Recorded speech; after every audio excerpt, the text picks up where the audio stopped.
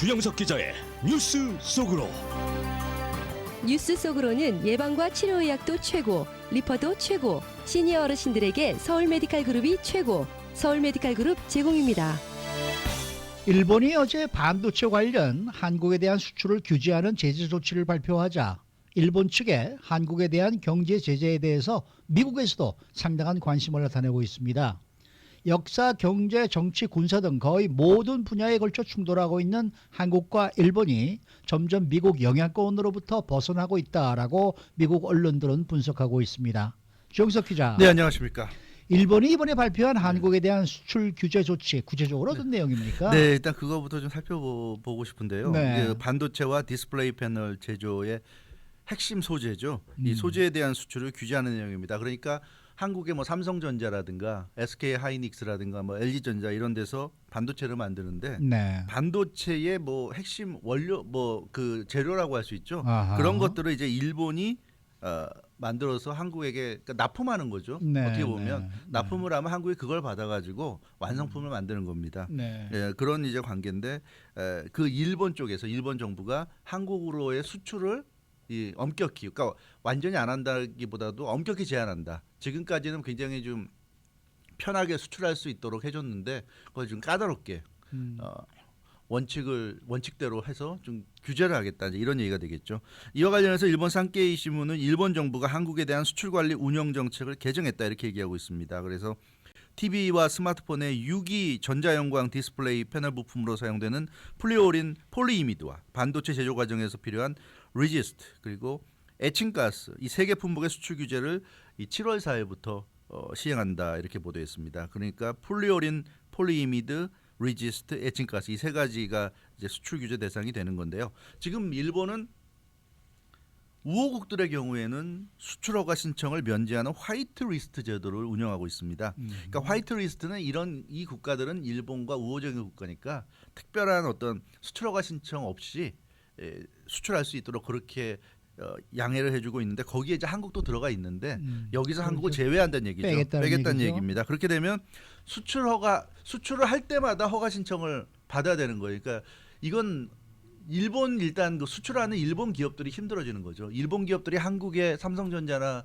SK 하이닉스한테 수출할 때마다 일본 정부의 허가를 받아야 되고 그 과정이 상당히 좀 걸리기 때문에 수출허가 신청과 심사에 한 90일 정도가 걸린다고 그러죠. 그러니까 지금은 이런 90일이라는 기간이 필요 없이 갔는데 네. 이제는 이제 90일씩 기다렸다 가야 되니까 굉장히 그 한국 결국은 일본으로부터 납품을 받아야지 그 네. 납품받은 그 이 소재를 가지고 반도체를 만드는 한국 기업들이 타격을 받을 수 있다. 그러니까 이게 이 굉장히 어떻게 보면 고육지책이라는 말이 있는데 자신들도 손해예요. 일본도 손해입니다. 일본 기업들도 손해인데 그걸 감수하면서도 한국에게 타격을 주기 위해서 이런 지금 조치를 좀 내린 거고요.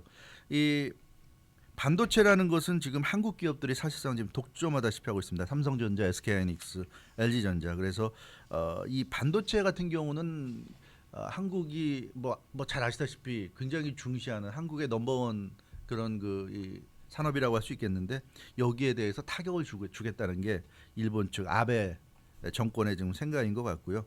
어떻게 보면 무역 전쟁의 전초전이라고 할 수도 있겠는데 한국의 대표 기업들에게 영향을 줄 수 있는 그런 보복 카드로 지금 압박을 가하고 있다 이렇게 좀 보여집니다.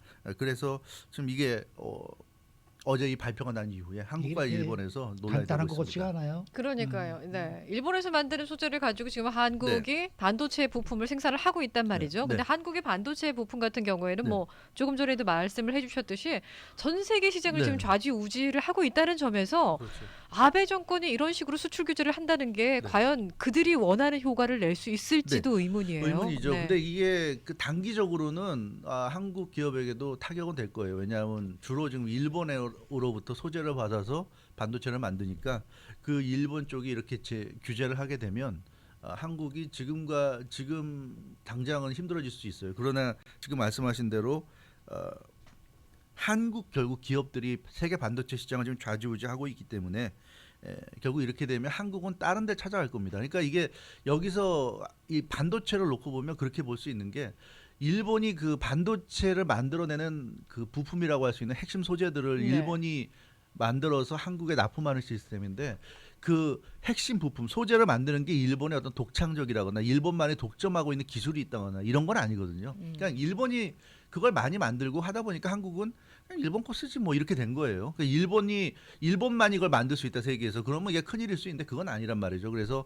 이 한국도 지금 그 대기업들 보면 한국과 일본의 관계가 심상치 않은 게 뭐 갑자기 이런 게 아니라 그 위안부 문제라든가 사실 그런 것 때문에 이 문제가 계속돼 왔고 그러니까 그런 것 때문에 계속 내부적으로는 고심을 했던 것 같아요. 그래서 일본에 대한 리스크 관리 차원에서 그런 부분도 생각을 했던 것 같은데 이렇게 되면 한국 그 뭐 삼성전자라든가 이런 곳이 뭐 망하는 것이 아니라 그러면 다른 곳에서 이제 소재를 받으려고 하겠죠. 그러면 일본보다 더 싼 뭐 베트남이라든가 이런 데다가 맡겨가지고 반도체 부품 소재 만들어갖고 우리한테 납품해라 이렇게 되면 결국은 일본이 아니라 다른 나라로 이제 가는 쪽으로 되는 거죠. 그렇다고 해서 이제 일본과 그러면 뭐 예를 들어 베트남이나 이런 쪽과 비교한다면 얼마나 그러면 기술 차이가 있겠는가. 지금 당장은 일본이 계속 해왔으니까 일본보다 못할 수는 있지만 지금 반도체 쪽에서 나오는 얘기를 들어보면 이거는 그렇게 뭐 엄청난 기술을 요하는 또 일본이 독점하는 기술이 아니기 때문에 그렇게 큰 차이는 아닐 거다. 그러니까 이런 중국이 얘기죠. 지금 미국을 상대로 지금 협박을 하고 있는 히토리 같은 그러한 뭐 것은 그 정도는 아니다. 그런 건 아니죠. 예, 그거는 사실 뭐 중국 아니면은 사실 힘들잖아요. 그거는. 근데 그런 건 아닌 것 같고요. 그러나 단기적으로야 당연히 이제 영향이 있을 수밖에 없는 그런 얘기가 되겠습니다. 그래서 이게 이 참 애매한 게 왜 이렇게까지 무리해서 할까? 일본 어찌됐건 기업들도 문제가 이 반도체 소재를 만들면은 이거 사줄 데가 한국 기업밖에 없어요. 삼성전자나 SK 하이닉스 같은 데가 안 사주면 이거 어디다 팔 거예요? 만들어 가지고 망하는 거거든요. 일본 그 반도체 소재 만드는 그 기업들이 망하는 건데 그런 위험을 감수하면서까지 이렇게까지 세게 나가는 거는 참 아베의 어떤 그런 그 정치적인 야심이라고 그럴까? 그런 게 너무 좀 강하게 깔려 있다 이렇게 보여지고 있고 이게 지금 이 시장에서 벌써 반응이 나오고 있잖아요. 어제 일본 정부 발표 이후에 일본에서 그 부품 소재, 반도체 부품 소재 기업들의 주가가 좀 폭락했고요. 한국의 반도체 기업들의 주가는 오히려 상승했어요. 이게 지금 시장이 냉정하게 이번 사태를 바라보고 있는 것이다. 그러니까 분명히 타격은 있겠지만 삼성전자라든가 이런 데서 일시적인 타격은 있겠지만 이게 근본적인 타격은 아니다. 이제 이런 생각들을 하는 것 같고 근데 이제 일본이 여기서 그치지 않을 것 같다는 지금 보도들이 오늘 나오고 있어요. 글쎄요, 보면 네. 지금 뭐 네. 그렇게 나오네요. 반도체는 그렇다 치더라도 반도체는 이제 한국을 대표하는 산업이니까 상징적으로 이걸 때린 것 같고 반도체를 시작으로 더 할 수 있다는 얘기예요. 예를 들어서 지금 나오는 얘기 보면 한국에 대한 비자 발급 제한도 지금 일본이 그냥 검토하고 있다고 그래요. 취업 비자라든가 유학 비자 등을 이제 규제한다. 이렇게 되면 관광에도 악영향을 미치게 되는데 이것도 좀 웃긴 게 보면 한국 관광객들이 지금 일본이 한국을 찾는 것보다 한국에서 일본 가는 게 3배 이상 많거든요. 많아요. 무지무지하게 많더라고요. 그 유학이라든가 취업도 마찬가지로 한국에서 많이 가는데 이게 이걸 규제하면 한국이 힘들어질 거라고 생각을 할 수 있지만 굉장히 일본도 경제적으로 손해란 말이에요. 이것도. 왜 아니겠어요? 네, 그러니까 자기들이 계속 손해를 보는 걸 감수하면서 이런 지금 행동을 하고 있는 게 좀 이해가 안 돼요. 예를 들어서 이렇게 볼 수 있어요. 아이돌이 한국 요즘 게 K-팝이 한창 붐인데 아이돌이 일본에서 공연도 많이 하거든요. 한국에서. 그럴 때 이렇게 좀 비자 같은 걸로 제한을 하게 되면 아이돌의 일본 공연도 어렵게 될 수 있어요. 어렵게 될 수 있는데 그렇게 되면 한국이 손해라는 생각도 할 수 있지만 한국의 아이돌이 일본에서 공연하면 한국 팬들, 뭐 중국 팬들, 대만 팬들이 다 일본에 갑니다. 그 사람들이 일본에 가서 거기서 쓰는 돈만 해도 쓰는 돈만 해도 엄청나게 엄청난 돈을 쓰고 거거든요. 가죠. 근데 그걸 다 네. 못하게 되는 거죠. 그래서 이게 일본이 제재라고 내놓지만 사실은 일본이 굉장히 손해 볼 수 있는. 그래서 일본의 지금 그 언론들이나 일본의 여론을 보면 이걸 그렇게 긍정적으로 생각하거나 좋아하는 그런 분위기는 아닌 것 같아요. 일반적인 여론이나 일반적인 언론. 근데 뭐 쌍케이 같이 이렇게 극우적인 언론, 쌍케이 같은 경우는 아주 일본을 대표하는 극우 언론 아닙니까? 이런 데서는 물론 이걸 굉장히 아베 쪽을 위해서 포장해서 보도를 하고 있지만 그런 것 같아요. 그렇기 때문에 이게 지금 어떻게 보면 스스로 발등을 찍는 꼴인 것처럼 보여지는데 그럼에도 불구하고 일본이 이거 계속 하고 있다. 그래서 이건 단순한 경제 논리는 아니고 여러 가지 그런 그 목적이 있다는 것이고 중국이 한국한테 보복할 때 한국이 어려웠잖아요. 근데 이건 다르죠.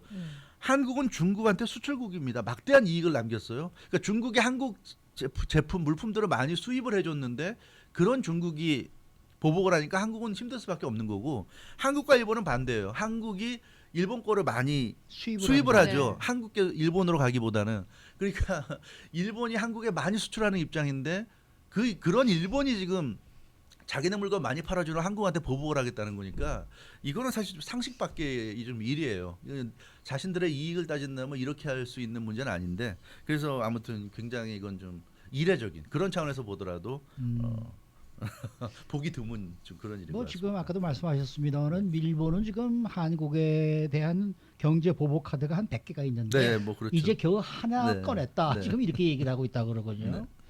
근데 이제 미국 언론들도 보면은 야 이거 한국과 일본의 대립 갈등 이게 쉽게 해소될 것 같지가 않다라고 네. 인식하고 있는 인식하고 것 같아요. 있어요. 예, 이게 네. 그러니까 지금 뭐 이제 경제로 나타나고 있지만 이게 이제 경제를 넘어서서 역사적으로, 정치적으로, 외교적으로, 또 군사적으로, 문화적으로 여러 가지 분야에서 지금 갈등이 되고 있고 이게 맞물려 있고 이 그런 여러 가지 분야가 겹쳐 있기 때문에 이 갈등 해소가 쉽지 않다고 보는 거죠.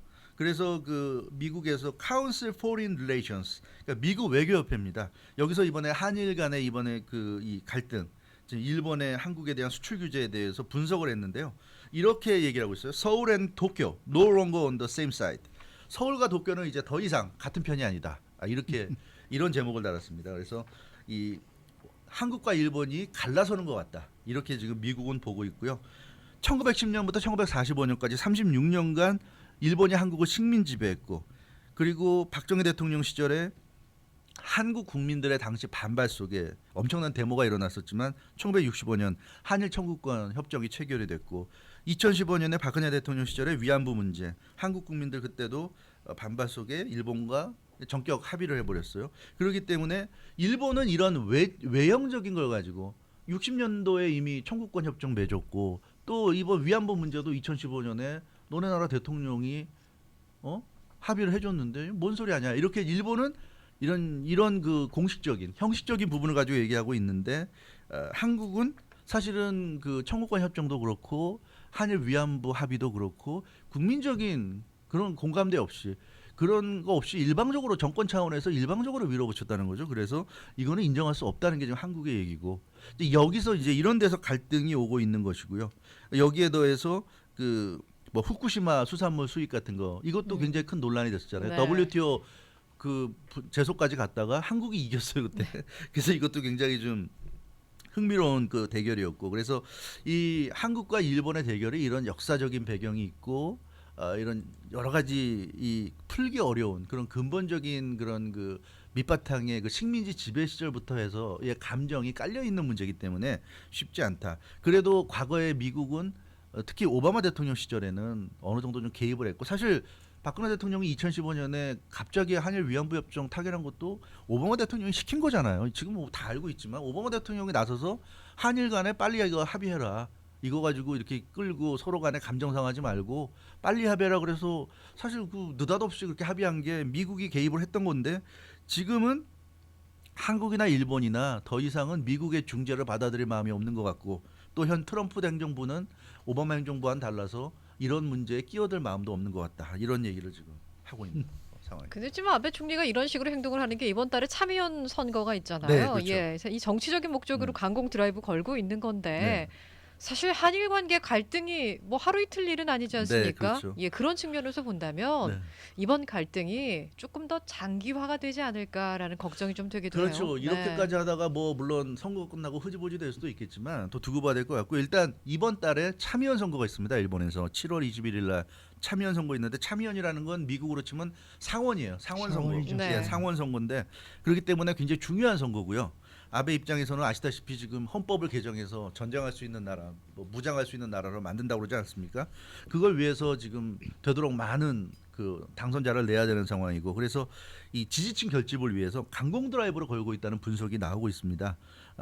특히나 최근에 G20 정상회의까지 개최했지만 오히려 일본 내부적 일본 그 여론은 안 좋아요. 왜냐하면 이 G20 정상회의에서 별로 얻은 것도 없고 끝나자마자 바로 남북미 DMZ 회동이 벌어지면서 오히려 이게 뭐 일본은 G20를 왜 했냐 뭐 이런 얘기까지 나오고 있고 아베의 어떤 외교적인 무능에 대한 일본의 여론이 악화되고 있어요. 뭐 아무것도 몰랐다 그러잖아요. 일본도 지금 인정하고 있지 않습니까? 남북미 DMZ 회동 전혀 몰랐다 얘기하고 있어요. 그래서 아베의 외교적 무능이 아주 아주 극적으로 부각된 사건이 이번에 G20 정상회의와 DMZ 회동. 그러다 보니까 아베 총리 입장에서도 굉장히 힘든 상황이에요. 지금 본인이 외교적으로 왕따라는 거 이번에 드러났고요. 뭐 트럼프 대통령 만났고 시진핑 만났지만 아무 얘기도 못 들었습니다. 문재인 대통령은 아예 뭐 만나지도 않았고. 근데 일본 국민들이 볼 때는 이게 지금 그런 식으로 할 문제인가? 이 중요한 시국에 문재인 대통령 만날 수 있는 기회를 왜 본인이 스스로 안 만나고 저래가지고 아무 얘기도 못 듣고 이런 지금 분위기고 일본 내에서 그러다 보니까 무언가 좀 상황의 반전이 필요했고. 일본에서 상황 반전이 필요할 때마다 요긴했던 게 북한이었습니다. 북한이 뭐 핵실험하고 뭐 미사일 또 쏴 올리고 이런 거 해주면 굉장히 좋았는데 그걸 빌미로 해서 아베는 강력한 일본인 뭐 군사 무장이 필요하다, 안보가 불안하다 이런 걸 가지고 했는데 이제는 평화 모드로 가고 있잖아요, 한반도가. 그러다 보니까 북한은 더 이상 카드가 아닌 상황이 지금 되고 있고, 그러니까 이제는 한국을 때려서 반한 감정을 일으켜가지고 일본에서 무언가 지지층을 결집시키고 자신이 원하는 그런 이 결과를 얻기 위해서 한국을 지금 때리고 있지 않은가. 근데 여기에 대해서 지금 한국에서도 보면 참 문제가 많아요. 뭐 일부 언론이나 뭐 자유한국당 같은 경우 보면 아니 한국과 일본이 싸우면 일본이 적이잖아요. 일본은 적입니다. 그러면 일단은 내부적으로는 싸우더라도 외부의 적이 이렇게 도발을 해오면 지금 완전히 한국 입장에서는 일본이 도발한 거잖아요. 그런데도 일본 편을 들고 있어요. 오늘 보면 이 자유한국당도 그렇고 뭐 문재인 대통령 탓을 하고 있는데 이런 건 아닌 것 같아요. 이럴 거면은 이게 한국의 당인지 일본 당인지도 모르겠고 일부 언론들 보도 행태를 봐도 이게 일본 언론인지 한국 언론인지 모르겠는데 좀 이런 부분은 좀 굉장히 좀 안타깝다는 생각이 들고요. 이런 게 오히려 일본이 노리는 게 아닐까. 일본에서 이렇게 행동을 하고 한국 내에서도 그런 일본에 호응을 해가지고 한국 정부를 비난하고 비판하고 이럼으로써 문재인 정부나 문재인 대통령의 지지율을 떨어뜨려서 당장 한국도 내년 4월에 총선이 있지 않습니까? 어떻게 보면 그런 데도 좀 영향을 미칠 생각이 있지 않을까. 자기들 선거도 물론 유리하게 가져가고 내년 한국 총선에서도 지금 문재인 정부가 어찌됐건 아베 총리 입장에서는 굉장히 껄끄럽고 싫은 정부일 테니까 좀 실패하도록 선거에서 뭐 그런 차원에서 이렇게 한일 관계를 흔들어대는 게 아닌가 여러 가지 지금 그 분석들이 나오고 있는데 아무튼 참 지금 상황 굉장히 좀 좋지 않은 상황으로 가는 것 같고요. 중요한 건 한일 관계가 이게 동맹이 아니라는 겁니다. 지금 일본은 한국의 적이에요. 그거는 확실하게 우리가 생각을 해야 되는데 여기서 지금 일본 편 드는 거는 이건 있을 수 없지 않는가 그런 생각을 좀 해보게 됩니다. 네, 수고 많으셨습니다. 주영석 기자였습니다. 주영석 기자의 뉴스 속으로. 뉴스 속으로는 예방과 치료 의학도 최고, 리퍼도 최고, 서울 메디칼 그룹 제공이었습니다.